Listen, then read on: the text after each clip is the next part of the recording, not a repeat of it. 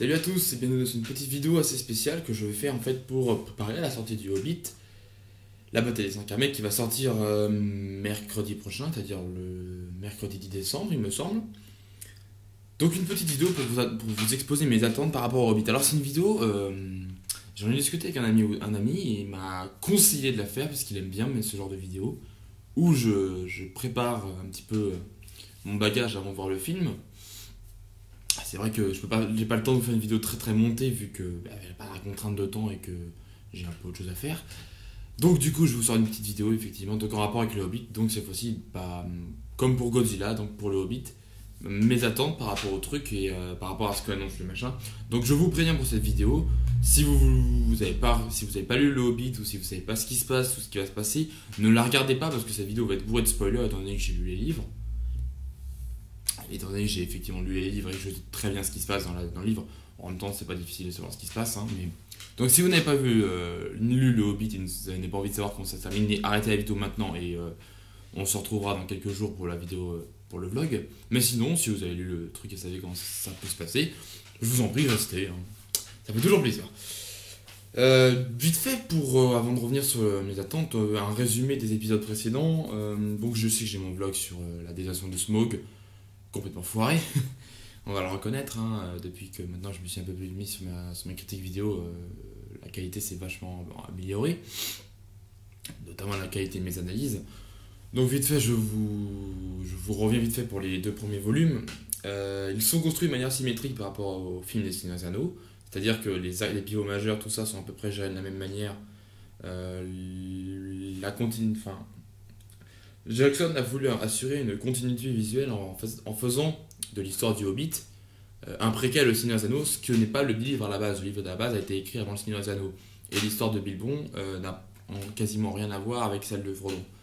Et Tolkien a apporté quelques corrections dans sortant le Seigneur des Anneaux, notamment avec l'histoire du nécromancien qui s'avérait être Sauron en fait. Dans le Hobbit, donc du coup, comme nous, dans la continuité, on a vu le Seigneur des Anneaux avant, Jackson a voulu construire son film pour évoquer le Seigneur des Anneaux. Et effectivement, dans les deux premiers films, il a pas arrêté de faire des clins d'œil au Seigneur des Anneaux. Toute la scène dans le repère des gobelins qui n'aura de cesse de vous rappeler quelques plans de la Moria. Le fait que la communauté soit traquée par la troupe d'Azog, qui n'a de cesse de vous rappeler que le fait que la communauté de l'anneau avec Frodon et Sam sont sans cesse traqués par les Nazgûl. Qu'est-ce que je peux vous citer? Il y a des plans qui sont vraiment tirés de l'imagerie du Seigneur des Anneaux. Quelques répliques, notamment pareil ici pour Refou que sort Gandalf dans le premier film. L'histoire des trolls qui est racontée au début du premier film, du premier Seigneur des Anneaux. Voilà, les exemples foisonnent, notamment l'aspect reptilien de Smaug, notamment son œil qui n'aura de cesse de vous rappeler l'œil de Sauron si vous êtes un mini bon attentif. Beaucoup de choses comme ça, effectivement. Ouais. Donc, du coup, cette fois-ci, nous allons enfin avoir la conclusion de l'histoire du Hobbit. Et vis-à-vis des risques qu'a pris Peter Jackson et par rapport au matériau de base, oui, je pense qu'il est important d'en faire la liste, savoir quels sont les points, qu'est-ce qu'on peut attendre du film, étant donné que l'histoire, si vous regardez cette vidéo, c'est que l'histoire, vous la connaissez. Bon, déjà, on va commencer par le commencement. Comment il va gérer la bataille des 5 armées? Simplement.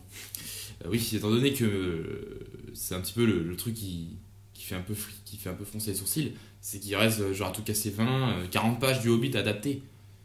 Il a adapté les 300 autres en deux films, donc là il ne nous reste rien à adapter, puisqu'effectivement, au début de la bataille des 5 armées, Bilbon se prend une pierre sur la tronche et dans les vapes. Et quand il se réveille, la bataille est terminée, et voilà. Comment ils vont gérer ça? Donc en fait, moi je me suis fait l'hypothèse qu'ils vont nous faire un Minas Tirith bis, simplement, puisque comme je vous l'ai dit, il y a une structure en symétrie vis-à-vis du Seigneur des Anneaux, notamment l'histoire de Gandalf qui à chaque fois disparaît dans un moment assez long dans les deux premiers films. Dans le premier, il s'en va... je sais plus pourquoi il s'en va d'ailleurs. Dans le premier Hobbit, parce qu'il a envie de s'en aller, parce qu'il a envie de se promener. Et dans le deuxième, il s'en va pour effectivement aller enquêter à Dol Guldur avec Radagast sur l'éventuelle présence de Sauron avant qu'il se fasse défoncer la gueule par le Seigneur des Ténèbres le plus classe de l'histoire de l'humanité. Bref, donc du coup maintenant là, Gandalf, donc ça c'était pour effectivement vous parler de la symétrie vis-à-vis des narrations au niveau des films. Là, Gandalf, normalement, devrait être présent vers le milieu, il devrait revenir vers le milieu du récit à peu près. Comment ils vont gérer la bataille des 5 armées? S'ils vont nous faire une énorme bataille, si ça va être éclipsé par les nains, passé sous éclipse. Comment ils vont gérer le truc? S'ils vont nous faire un truc épique, s'ils vont nous faire un truc pas trop épique. Voilà. Vis-à-vis de la bataille des 5 armées, c'est aussi la question de Gandalf qui mérite d'être posée, puisqu'effectivement, Jackson a effectivement pris énormément de risques en prenant l'histoire de Gandalf, puisqu'il nous a révélé de manière frontale que le nécromancien et Sauron ne font qu'une seule personne, avec un plan qui volait le coup quand même, mais ça pose un énorme risque parce que vis-à-vis de la continuité avec le Seigneur des Anneaux, Gandalf il met 20 ans avant de comprendre que c'est Sauron qui est de retour au moment où il trouve la note Bilbon. S'il lui faut 20 ans, c'est qu'il est un petit peu ramolli le Gandalf. Donc c'est la question principale en fait pas de ma crainte mais de mes attentes par rapport à ce truc. C'est effectivement comment gérer l'histoire de Gandalf, parce que étant donné qu'il s'est fait un peu choper et séquestrer par Sauron, c'est pas le genre de truc qu'on oublie en 2 secondes. C'est ce qui reste un petit peu de couler le film. Pourtant c'est quand même une question assez importante. Je pense que Jackson a prévu une réponse. Est-ce qu'elle sera suffisante? Je ne sais pas. Mais en même temps, Peter Jackson, j'ai confiance en lui. Il n'y a aucun de ses films que j'ai pas aimé, donc je fais confiance à Jackson pour le coup, mais j'ai du mal à voir comment il a pu c'est ce qu'il a pu inventer. Je sais pas s'ils seront un sort d'amnésie comme Lockhart, mais ça m'étonnerait personnellement. Voilà. Autre question. Question assez drôle. En combien de temps il va crever Smaug? Ouais, parce que étant donné qu'il va nous adapter une belle il va nous adapter le 3ème volet d'un truc où Smaug meurt en 2 minutes. Le film dure 3 heures, voire 4, je ne sais pas, j'ai pas regardé la durée du film, mais bon, comment il va buter Smaug? C'est quoi le plan, quoi? En combien de temps il va le tuer, surtout, ouais, parce que manifestement, la bande-annonce semblait, pas trop insister dessus, mais quand même. Comment? Voilà, combien de temps tu vas mettre pour tuer Smaug, Bard? Combien de temps tu vas retrouver ta flèche? Devine. La fin de Toriel? Oui, et parce que, comme vous le savez, Toriel est un personnage qui a été rajouté par rapport à l'univers du Seigneur des Anneaux et du Hobbit même, qui n'a rien à faire là. Déjà, Legolas n'avait rien à faire là, mais effectivement, vis-à-vis de la généalogie est respectée. Et effectivement, Legolas est le fils de Thranduil, qui est le roi des elfes de la forêt noire, des elfes sylvestres. Là-dessus, il n'y a aucun souci, j'ai pas de problème avec ça. Donc Legolas a une logique pour se trouver ici, mais quand même, il n'intervient pas dans le Hobbit de Tolkien. Dans le Seigneur des Anneaux, c'est plus effectivement ce côté un peu fan service qui a été développé pour ramener Legolas parce que c'est cool. Non, j'ai rien contre Legolas, honnêtement, c'est un personnage que j'aime bien quand même. Il fait des punchlines assez marrantes. C'est un personnage dont tout le monde est attaché et j'ai pas de problème contre Legolas. Ce qu'ont beaucoup de fans de Tolkien, moi pour le coup ne me dérange pas, c'est Toriel effectivement qui mérite, dans la question, mérite d'être posé avec un grand point d'interrogation. La bande-annonce semble répondre partiellement à cette question puisqu'il montre un plan rapide où il semblerait que Toriel meure de la main de Thranduil. Ok, pourquoi? Je ne sais pas si c'est vrai, mais le plan semble tourner ainsi. Donc effectivement, c'est peut-être que le numéro 1 qui a été fait sur Toriel, c'est qu'elle meurt. Il y avait plusieurs moyens de régler l'histoire. Soit elle mourait, soit elle partait aux terres immortelles un petit peu en avance, parce que voilà, ou soit elle disparaissait. Sauf que Tolkien. Jackson a pris la décision la plus immédiate. Pourquoi pas? Je ne sais pas encore si c'est vrai, mais le plan parle de lui-même, quoi. Ce genre de manière de cadrer tout ça, c'est pour... Enfin voilà. Il y a peu de chances que je sois surpris là-dessus. C'est dommage. Mais bon, peut-être qu'il va me surprendre. Après tout, Peter Jackson est un réalisateur que j'aime pas mal, donc il y a peut-être moyen de faire autrement. Une dernière question que je me posais vis-à-vis de la continuité de la saga, c'était comment assurer la continuité avec le Seigneur des Anneaux, justement.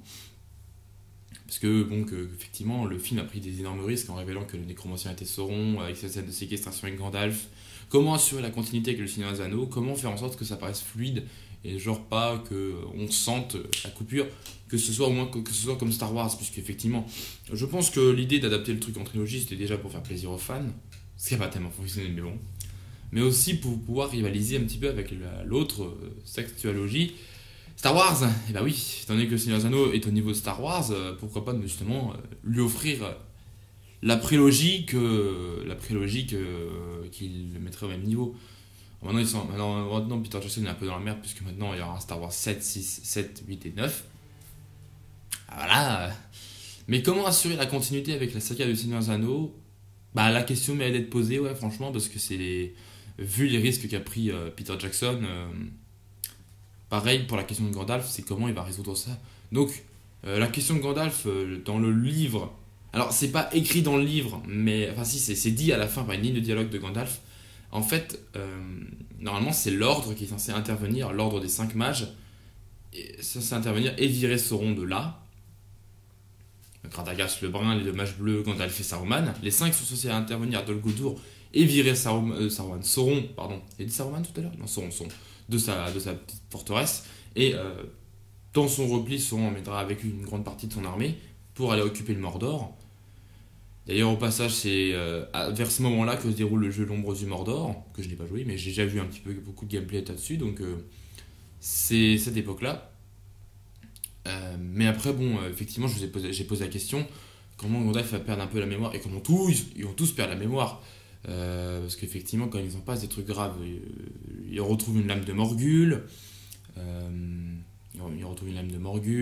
les orques commencent à être organisés, Gandalf se fait séquestrer par Sauron. Les Nazgûl ont été réveillés, enfin trop d'éléments pour être ignorés. Enfin, je sais pas comment ils vont négocier le truc. Je sais pas, peut-être que Saruman a un sort d'amnésie. On verra. Oui, j'ai bien dit Saruman cette fois-ci. Je me suis pas trompé. Du coup, je ne vois pas trop de questions que je pourrais me poser, mais ce sont les points sur lesquels j'attends Peter Jackson au tournant pour ce dernier film. Et peut-être si un jour Peter Jackson a envie d'adapter le Silmarillion. Je sais pas si c'est comme ça. Ça réfléchit d'adapter le Silmarillion, mais je pense que Peter Jackson devrait peut-être céder la main à quelqu'un d'autre. Parce que je pense qu'il va en avoir un peu marre du Seigneur des Anneaux et du Hobbit, parce que déjà c'est des films qui ont pris énormément de temps à faire. Même si le Hobbit était beaucoup plus simple à faire au niveau du tournage, quand même, enfin, ça a été un film qui a été long à faire, donc voilà. Bien entendu, je m'attends pas tellement à des améliorations au niveau de la photographie, une photographie que je n'aime pas, je l'avoue. Je préfère la photographie du Seigneur des Anneaux, pour moi c'est magnifique. Enfin, c'est les débuts de l'ère numérique et pourtant les effets spéciaux sont très peu voyants. Exception naturellement, il y a des exceptions. Les films sont vraiment magnifiques, et puis effectivement la photographie, le film a été tourné en pellicule, ce qui donne cet aspect d'une histoire ultra réaliste. Et le film est réaliste dans son traitement, pas trop de magie, enfin réaliste entre guillemets, mais réaliste quand même pour nous qui venons du Moyen-Âge. Les descendants du Moyen-Âge, on va dire, et qui ont étudié les techniques de combat de l'époque. Bon, ça va, les techniques, notamment la bataille du gouffre de Helm, qui est assez réaliste au niveau des moyens logistiques mis en place, tout ça. Quelque chose qui était vachement intéressant et très très ancré en fait dans une réalité qui est la nôtre, et donc on peut remercier Tolkien et Jackson pour le travail qu'ils ont accompli.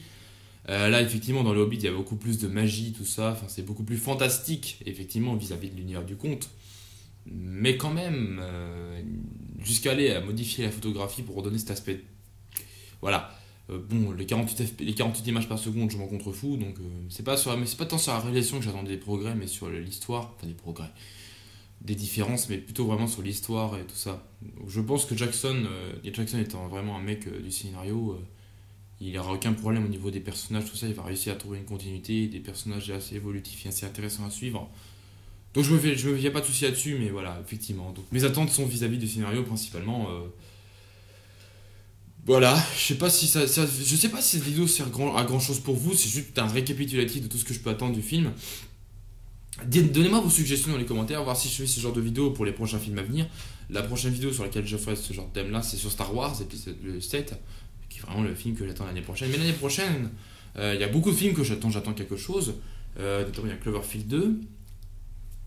Film hypothétique, mais programmé en 2005. Et étant donné que ce film, le projet de ce film, excusez-moi, étant donné que le projet de ce film a été de le tourner en secret, ça m'étonnera pas qu'ils refassent ça s'ils en refont une deuxième fois. Mais bon, pour l'instant, c'est qu'une hypothèse. Je ne sais pas du tout s'il y aura Cloverfield 2. Mais je pense que si Cloverfield 2 il devait y avoir, j'aurais beaucoup d'attentes par rapport à ce film. Étant donné que le premier, je l'adore. Quel autre film je pourrais attendre? L'année prochaine, je pourrais attendre le dernier Hunger Games. Cette fois-ci, je pense que je ferai une vidéo pour fixer mes attentes. Le dernier Hunger Games, qu'est-ce que j'attends d'autre? Jupiter Ascending, le nouveau des frères Wachowski. Enfin, il y a beaucoup de films qui vont sortir l'année prochaine. Vraiment, l'année prochaine va être ultra cinématographique. Beaucoup de gros projets qui vont sortir. Donc, c'est bien pour ça que Jackson a sorti son Hobbit de 2011 à 2014. Parce que manifestement, ce qui se programme en 2015, ça va chier un peu. 2012-2014, excusez-moi. Bon, je vais m'arrêter là pour aujourd'hui parce que là je suis en train de déblatérer. Donc voilà, donnez-moi votre avis vis-à-vis de cette vidéo, de ce projet de vidéo de vlog avant le film et après mon retour sur mes attentes. Voilà, donnez-moi votre avis. Et puis voilà. Sur ce, bien à la prochaine. On se retrouvera donc pour le Hobbit. On se retrouve pour le Hobbit que j'essaierai de sortir assez en avance, le plus tôt possible. Et puis voilà, donc sur ce, à la prochaine. On se revoit au Hobbit et à la prochaine numéro 2. Voilà, salut. Une dernière question que je voudrais me poser vis-à-vis du Hobbit. J'en étais sûr.